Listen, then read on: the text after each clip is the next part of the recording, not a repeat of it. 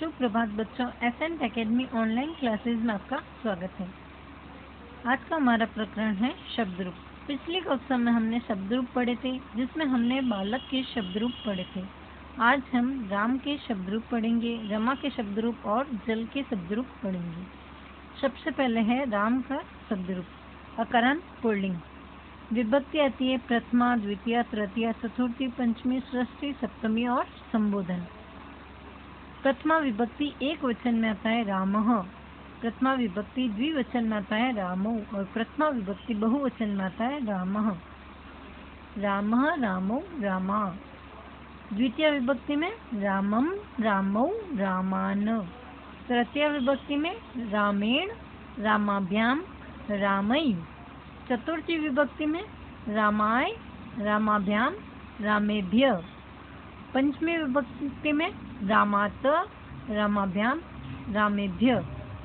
षष्ठी विभक्ति रामस्य, रामयोः, रामाणाम। सप्तमी विभक्ति रामे, रामयोः, रामेषु। संबोधन हे राम, हे रामो, हे रामः। अब इसका अनुवाद कैसे करेंगे? जैसे प्रथमा में आता है राम यानी राम ने, रामम यानी राम को, रामेण यानी राम से या राम के द्वारा, रामाय यानी राम के लिए, रामात यानी राम से अलग होने की अर्थ में, रामस्य राम का, रामे यानी राम में, हे राम यानी किसी को संबोधित करने के लिए जैसे राम को संबोधित किया गया तो हे राम। अब आपको इसके शब्द रूप याद करने, राम के शब्द रूप आपको याद करने हैं। तो सबसे पहला आता है रामः, रामौ, रामः, रामम, रामौ, रामान, रामेण, रामाभ्याम, रामै, रामाय, रामाभ्याम, रामेभ्य, रामात्, रामाभ्याम, रामेभ्य, रामस्य, रामयोः, रामाणाम, रामे, रामयोः, रामेषु। हे राम, हे रामो, हे रामः। ऐसे आपको इसको याद भी करना है। सेकंड आता है रमा आकारांत स्त्रीलिंग शब्द रूप।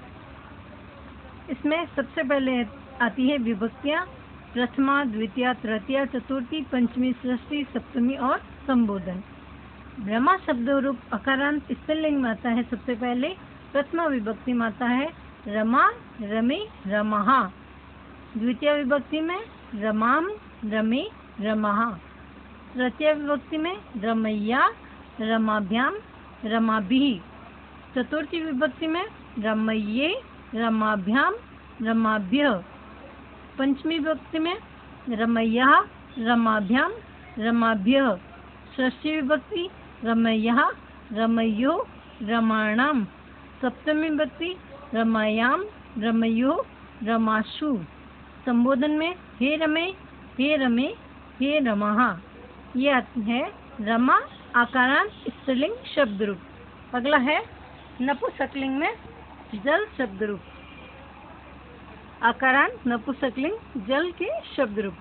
इसमें विभक्ति आती है प्रथमा, द्वितीय, तृतीय, चतुर्थी, पंचमी, षष्ठी, सप्तमी और संबोधन। प्रथमा विभक्ति में आता है सबसे पहले जलम, जले, जलानि। द्वितीय में आता है जलम, जले, जलानि।